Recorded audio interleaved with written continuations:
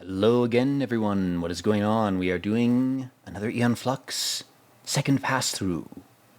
This time with episode 2, Isthmus Crypticus. So this is the episode with the Insect Man. And we get a nice title crawl here that says, a lot like Star Wars, that Trevor Goodchild is obsessed with some kind of half-angel or half-Nephilim thing.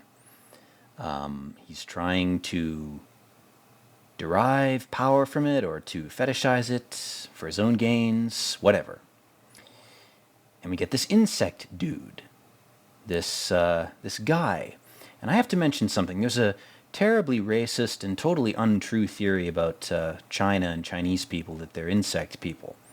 That has no relevance to this whatsoever. I was just compelled to mention it because I'm insane. So don't listen to it. But this gray-skinned dude who has these insect eggs at his disposal, which are wasps, not bees. Now that's a big fucking distinction that I didn't talk about in the last review. Wasps don't make honey. Wasps eat meat. They gravitate towards decaying corpses of animals and harvest protein from them like any scavenger would. And they use that harvested protein to feed their new grubs. Whereas bees, they look for flowers to extract nectar from, and they make honey out of it. So there's two different insects. They're very similar. They're very similar to one another. But they have very different modes of operation. They have very different ways of being, you might say. And Trevor's looking up at this woman who's clearly some kind of angelic being or pseudo-angelic being with a blue butterfly on her forehead. It's like blue sky. It's interesting. This guy's like X. He's like Elon Musk. It's like, look, I have money. I'll give you money. Don't you want money? Money, money, money. Money's all that matters. I'm insane. Aren't you just someone I can bribe with money? Don't you care about money? And Eon goes, no, you moron. I fucking trolled you. I tricked you. Money doesn't matter to me, because I'm not an idiot. Anybody who thinks money is everything is a fucking retard. Obviously it's necessary for sustenance. But beyond that, it's evil. The more of it you have, and the more crap you buy, the more you chain yourself to this plane. If you haven't figured that out yet, you're not meant to figure it out. Prove me wrong, call me wrong, blah, blah, blah, I don't care. You're going to become Ilbrin if you're money obsessed. But this guy does have a temptation, but there's something trying to break its way out of the floorboards. What could that be? And Ilbrin's like, well, if you're not tempted by money, maybe I can tempt you with sex.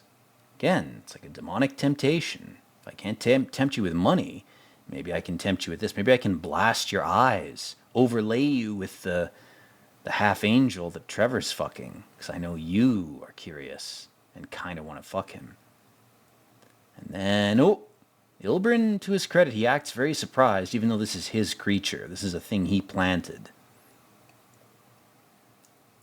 Of course, Eon's fighting it, and then he releases his wasps, his white Anglo-Saxon Protestants. Oh, look, they're blocking its blue eye. Isn't that interesting? And like Eon, because he has fucking cyberpunk legs, he jumps over the lasers. Eon's still trying to shoot the worm. The worm is just a distraction, man. It's not the real source of evil. It's the guy who controls the worms. And meanwhile, Trevor is kind of depressed in this. His aides are like, dude, you should probably look into this. And he goes, I've been watching surveillance footage too much. I'm becoming more like King Haggard. I'm just bored of everything. And these guys are like, but it's Eon. The guy with the big chin. It's so fucking funny to me, man. And then we have these kids in the epic science paradise. They're throwing rocks at each other like apes. They haven't evolved at all. Society has not elevated them. It's failed to do so. Or maybe it will. Maybe it'll elevate them later. Who knows? You know.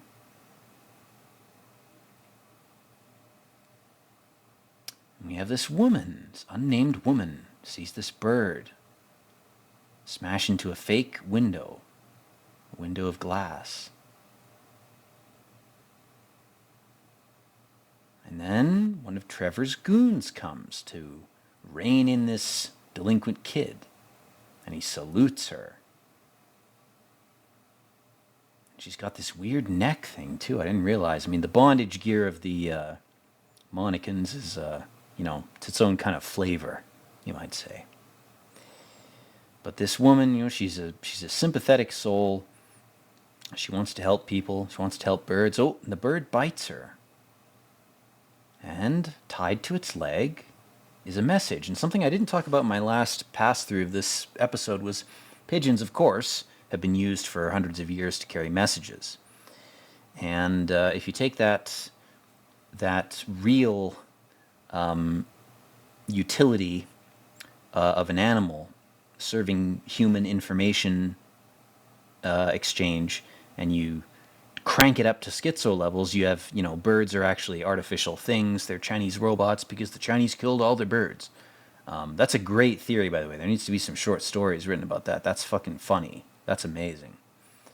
But this woman has kind of been bitten by one.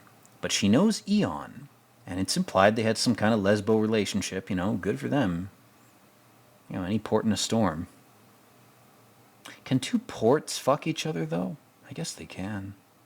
You just need an artificial ship in between the two. Or maybe the ocean waves just stimulate each other. Must be how it happens. Guys don't have that privilege. We can't just put our assholes against each other. That wouldn't do anything. Anyway, enough about that nonsense. Basically, Eon's like, oh, you're still romantically obsessed with saving a random pigeon, as if that matters. And Eon is a little bit colder. You have to understand, she's a bit more dead inside. She doesn't have sympathy for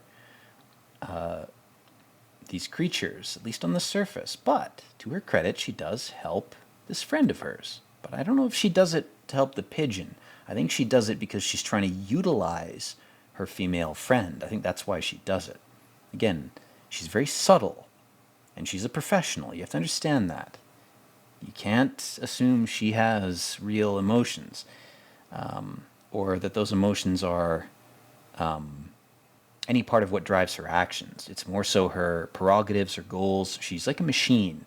All that matters is the goal, Achieve the goal and then die, It's like Detroit Become Human. Have sex and then die.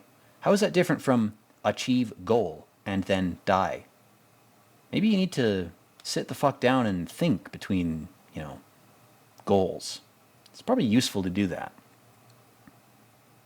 And again, here we have Trevor. He's lamenting the fact that, there's still this sappy border talk between people, and people who have been brutalized into forced education aren't happy. This is something I didn't talk about before, but the opening, the title sequence, which is about 38 seconds long, to this third season of Eon Flux, the first image you see is of a giant eyeball that has been mechanically forced open, and there are flies buzzing around it. It's almost like forcing people awake just rots them.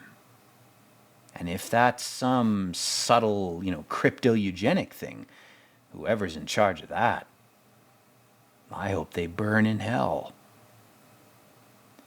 But that's the point, is that forcing people to imbibe knowledge that they're not ready for doesn't turn them into elevated, ascended, higher beings.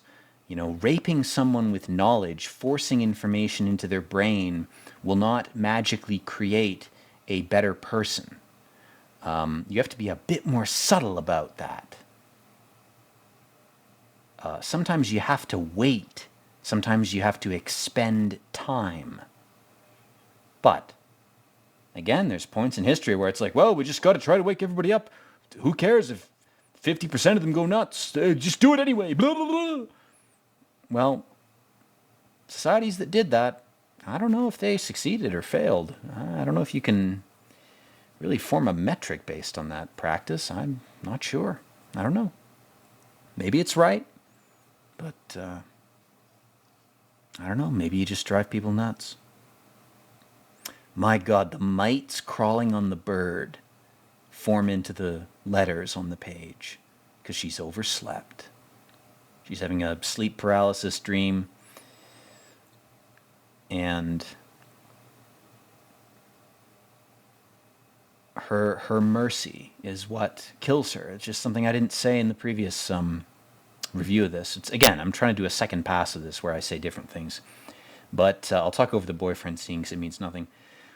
Basically, this chick is distracted by her sense of mercy, which is reminiscent of the main character from Gene Wolfe's Shadow of the Torturer books, where the sin was mercy. And the implication behind that, which I disagree with, is that we're in hell and we're all supposed to be demons and torture each other. I don't agree with that. If we are in hell, we should break hell into 1,000 pieces. We should gather all of hell and go blow up heaven. Fuck heaven for putting us here. I mean, why would you have any other mindset if you're not an idiot? You know, suffering doesn't improve you. It just bootstraps you downwards into becoming more subservient to some sort of enslavement, some sort of pattern that's outside of you, that is trying to geld, bind, and castrate you into a system of behavior that's pre-approved and, again, is outside of you, outside of your mind. And this series says a lot about that. It says it very subtly. It doesn't say it overtly. It doesn't say it anywhere close to the way I just said it. But again, it also says the opposite, which is why it's so beautiful. It courts both sides of the spectrum. It says, you know, this chick was distracted by her motherly sense of mercy. She didn't have a child. She's been fucking random guys. She doesn't have a kid. She doesn't even have a cat to act as a surrogate for her child, her missing child. So she's picked this bird. She's succumbed to emotion, and that has dulled her intellectual skills. And that's the whole point of this entire episode, is if you are an intellectual person, it's not that you should become a Patrick Bateman psychopath. That's not what this series is arguing. You shouldn't give up your humanity, but you also shouldn't give up your intellect. And that's the point that a lot of things, be they movies, books, whatever, don't make. Most media is written by sappy, romantic, nostalgic, past-obsessed artists who will say, don't give up your intellect, don't give up your emotions and your intuition in favor of your intellect. That's true. If you go too far in one direction, you rape the other half of yourself. But the alternate view is also true. You shouldn't give up your intellect in favor of your emotion. And Trevor here with his transgender flag wings, very progressive, man, for 1995. He's doing a little dance in front of the mirror. Again, he's trying to get to know himself. This is Trevor's performance of trying to know himself. He has to wear fake wings and prance around and act like an angel. I love his facial expressions here, man. They're so grotesque. He's so camp, man. It's so fucking funny. Oh, man. And then he shatters the mirror.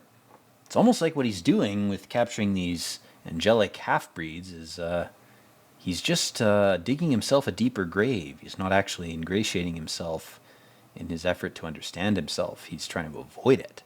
And again, this is what the elites that control our entire society are doing.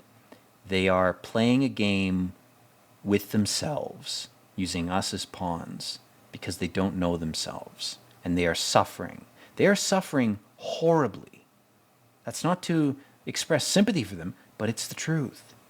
Anybody who goes to the lengths that our elites have gone to, and the elites of past societies, to create temporary or ephemeral constructs that are externalized manifestations of their own self-confusion or self-hatred or false self-images.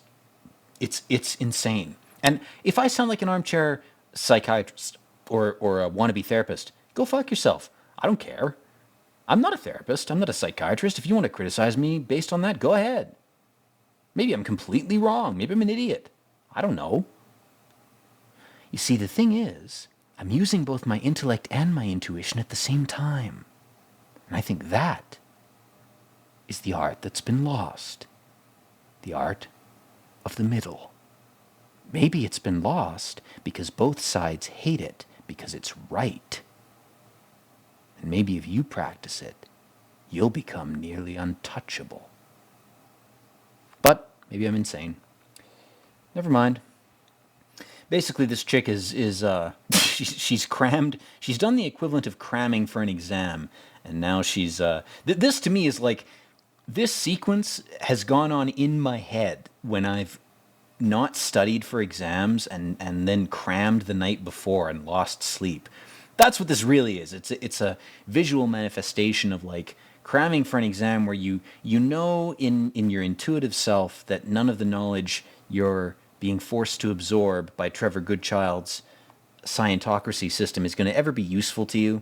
You're not going to get a job, involving whatever subject, but you have to memorize it to pass a test because that test is just something you have to do. It's just imposed. It's like an undue punishment. And in your own brain, I mean, this will go on. You'll be like, oh, I got to remember enough to just fucking pass the test. And what the series says, according to that metaphor, is that maybe some of that knowledge will be useful to you. And maybe you just were too young and naive to figure that out. But, I got to play devil's advocate. I got to say, well, if you're too young and naive to know your future, then how are you being expected to absorb knowledge that may not be right for you, that may not have any value to you? It's almost like we should do earlier psychological evaluations of students and figure out what their proclivities and psychological leanings are, and then funnel them into specific programs based on their genetic and mental proclivities. Maybe that would save us a bunch of money and time. Maybe not. Again, maybe I'm wrong. But this chick who is Eon's friend betrays her because she's also infatuated with the half Nephilim, creepy ass fallen angel thing. This whole episode is really just a PSA of like don't fuck with aliens or things of another species because they probably have viruses that will just kill you. It's the rote Darwinian biological message of this. And I love that they're blindfolded too. Trevor has to blindfold, rather, this angel in order to fuck her. Because he's pretending to be an angel himself. And that's something I never explicitly talked about in my last pass through this episode. He's pretending to be angelic because he just wants to fuck this chick. And it's the same thing as him pretending he understands Eon. And Eon, unfortunately, has this friend who is doing the same thing from a feminine perspective. I love that. I love that there's two perspectives. There's a masculine folly, a masculine fall from grace, and there's a feminine fall from grace. This is a rogue Eve trying to tempt an Adam that can't even see what she is. Like, you're raping the guy because he doesn't know what you are. If you're faking what you are, you're pretending to be a thing you're not, or a creature you're not, to have sex with a guy or to be with him, you're raping that man as a woman through deception. Men rape through force. Women rape through deception. That's true. Not even making a commentary on whether it's good or bad, but that is true. And then we have Ilbrin. My God, this parasitic fuck. He's like, I'm a wasp. I'm a white Anglo-Saxon Protestant. I just want to rip your blindfold off. And she looks at him and she has this creepy grin. She gives him the creepiest grin. And this poor bastard, one of his wasps, stings her. One of his meat-eating, scavenging, fucking nasty ass wasps infects her with the virus of its own practices, its own nature. His sinful nature as a lord of wasps kills the angel. And pay attention to the lack of guts, too, because that comes into play in one of the later episodes. These angelic beings, they lack the need for a gut biome. They're all brain. They're all top tree. But that ironically it makes them extremely weak to those who are grounded or have a sense of the nature of their lower tree. And this is all according to Kabbalistic double tree bullshit, which I don't believe. It's oversimplification at its best. But these angels, these half angels, they have these bodies that don't require a digestive tract. So they must gain energy by, I don't know, psychically raping people or something. And I love it. He goes, "Go to hell, Trevor." And Eon just goes, "Will you fly me there?" Because he has false wings. Again, just like the dress from episode 1, Trevor has built himself a set of false wings. They're not even as good as Icarus's wings, because at least those wings worked. And that's what this chick signifies. Again, breaking gender roles. This chick is the Icarus. It's a woman.